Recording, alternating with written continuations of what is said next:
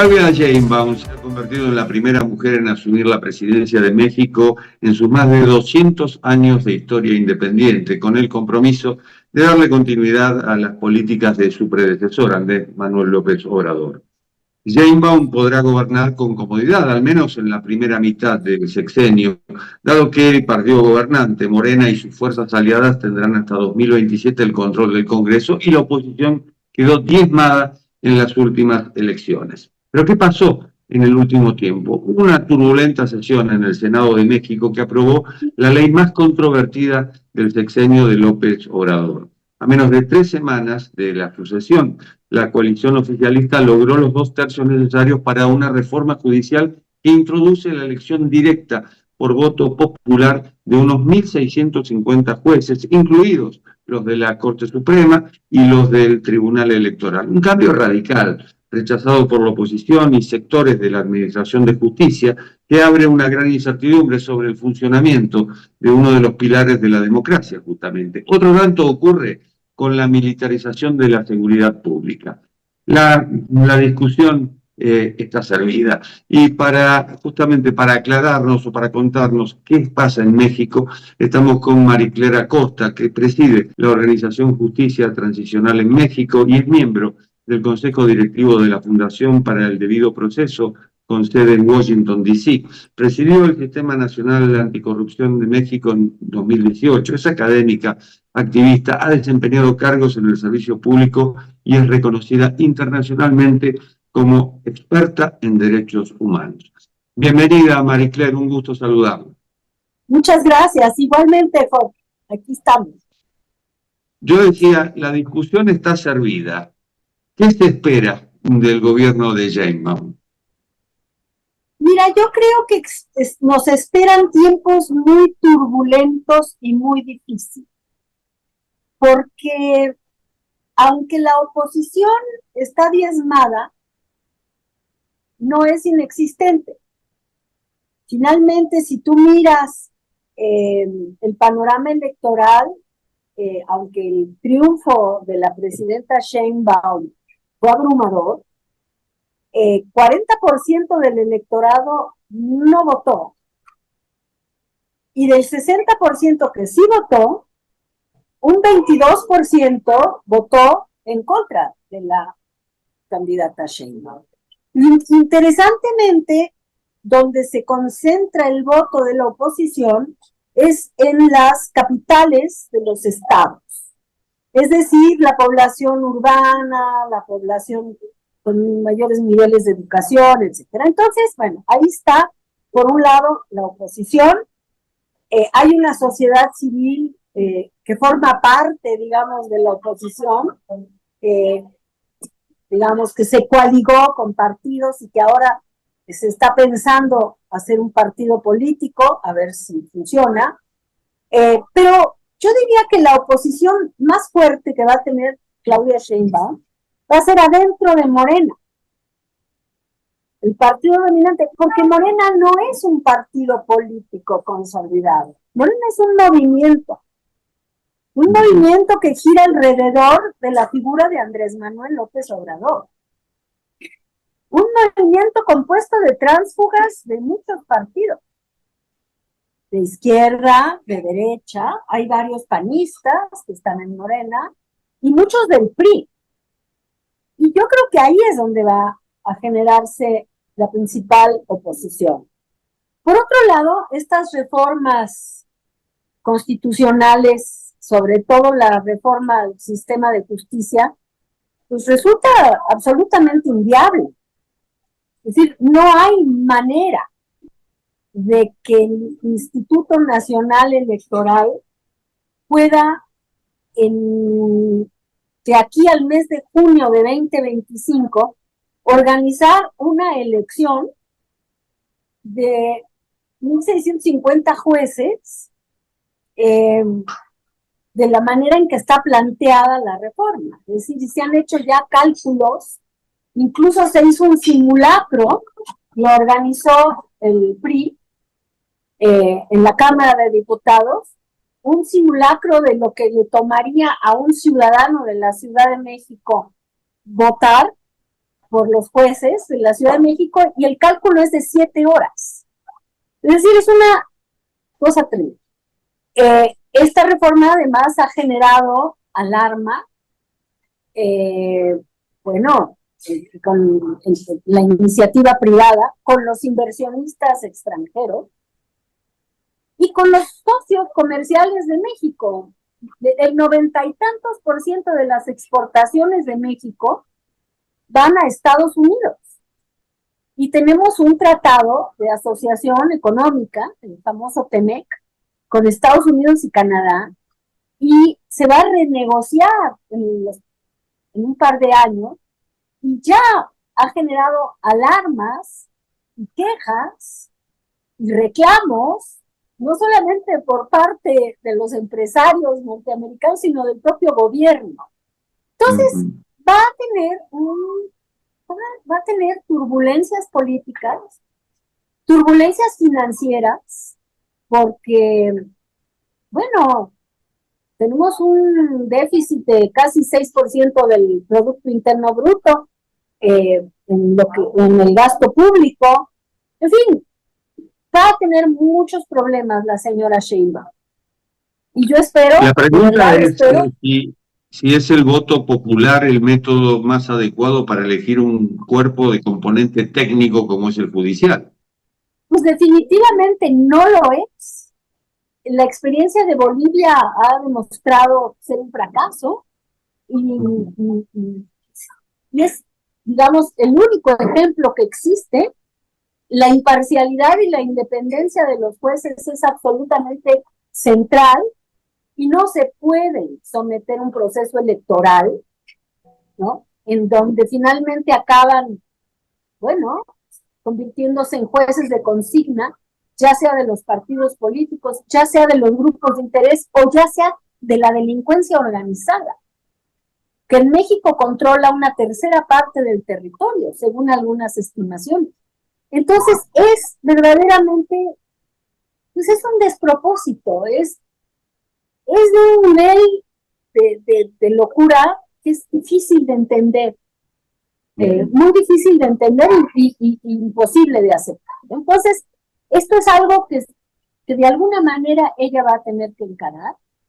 Yo creo que sí hace falta una reforma al Poder Judicial. Bueno, yo creo que hace falta una reforma al sistema de justicia en México.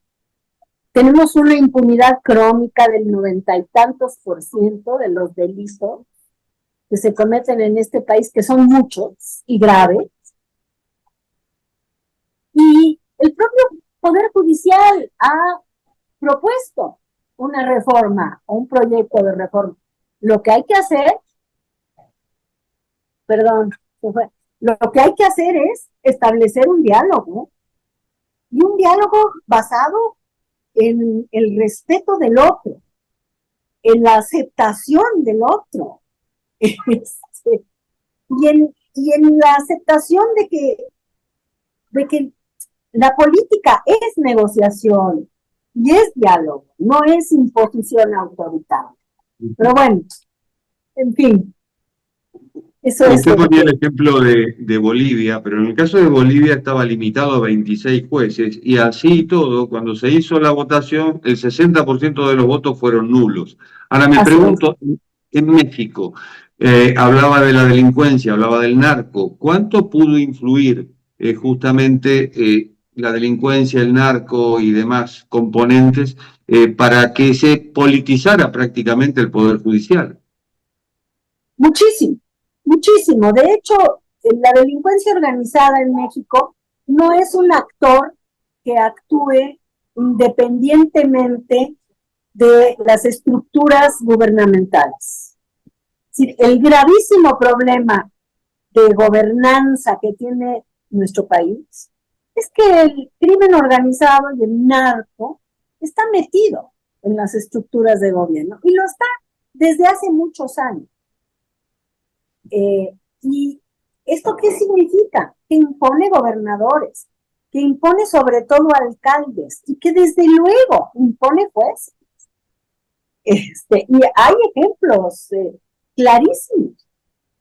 Evidentemente también las Fuerzas Armadas están contaminadas del crimen organizado, y ha habido casos muy importantes de generales que han sido juzgados por narcotráfico. Entonces, esto es muy grave, es muy serio, y no sé realmente, no sé dónde va a ir a dar, pues, pero que no va a traer nada bueno, no va a traer nada. Y se va a tener que corregir. Usted describía a Morena como un movimiento que se resiste a ser partido, con componentes del PRI, del PAN. Sin embargo, por ejemplo, la elección de Claudia Sheinbaum estuvo a cargo de Andrés Manuel López Obrador con una vieja estrategia del PRI, que fue el dedazo, claro, durante 71 años. Claro, porque él viene del PRI, él se formó en el PRI, y se formó en el PRI de Luis Echeverría. Era el PRI populista, autoritario, de la década de los 70. Y además ese gobierno llevó una crisis económica que fue el presagio de las que le siguieron. Entonces él, digamos, a ver, lo tiene en el ADN.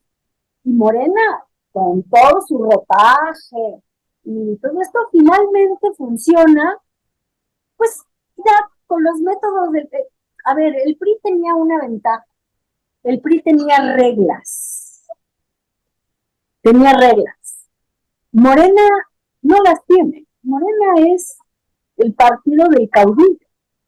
Es decir, el PRI logró, si tú quieres, porque vino de la revolución y de toda una guerra civil, etcétera, logró institucionalizar sus prácticas con leyes no escritas. Esto es el caudillismo, esto es lo que es Morena. Y bueno, casualmente, ahora, antes de que Claudia Sheinbaum tomara el poder, la nueva secretaria general del PRI, o la nueva presidenta del PRI, perdón, es una chica joven, que es una incondicional del caudillo. Y el secretario de organización de Morena, recientemente nombrado, es el hijo de López Obrador. Entonces, y Claudia Sheinbaum, ella antes de tomar posesión, digamos que se deslindó del PRI, dijo: yo salgo de Morena, yo voy a gobernar para todos los mexicanos. Así que ella, no sé, que obviamente va a tener que tener alguna incidencia en Morena, pero ¿cómo va a hacer eso? No lo sé. ¿Cómo se explica la popularidad de Andrés Manuel López Obrador? Es alta, es muy alta. Hay controversia sobre eso, porque las encuestadoras serias, y te pongo una que para mí es la que más respeto me merece, que es Mitofsky, pues habla de una popularidad, porque le mide la popularidad, le medía la popularidad todos los días a AMLO. Hablaba del 63.1% esta semana, que no es tan diferente de la popularidad que tuvieron otros presidentes cuando dejaron el poder. De hecho, es un poco más baja, que un pequeño punto más baja que la que tuvo Ernesto Zedillo, ¿no? Lo que sí es muy sorprendente es, y lo dice Roy Campos, que es el presidente de Mitofsky, lo dijo ayer en un programa de radio que le escuché. Este fue el gobierno de los escándalos. Había un escándalo cada tanto, y un escándalo grave, en serio. Nunca hicieron mella en su popularidad. ¿Por qué? Porque tenía un sistema de control político y de control de la información y de propaganda absolutamente fuera de serie. Las famosas mañaneras. Entonces, pues sí, ahora la popularidad no te habla de... Bueno, es importante, pero vamos a ver la popularidad de su sucesora. Le iba a decir justamente que con las mañaneras, en cierto modo, impuso durante el sexenio la agenda del día de los medios de comunicación. Y hay que ver si Sheinbaum hace lo mismo. Así es. Mira, pero no solo eso, te voy a decir, hablaba con el pueblo, hablaba el lenguaje del pueblo y sobre todo los agravios profundos y muy justificados que tiene la mitad de la población de este país, encontraban eco en las palabras del presidente. Me parece que ahí en ese discurso está la clave de mucho de la genialidad política de este hombre. Marie Claire, ha sido un gusto. Muchísimas gracias. Gracias a ti. Un placer realmente. Marie Claire Acosta desde la Ciudad de México en esto que ha sido Cuarto de Hora, el programa de Canal TV que se retransmite por el canal E de Buenos Aires. Nos reencontramos en la próxima. Chao.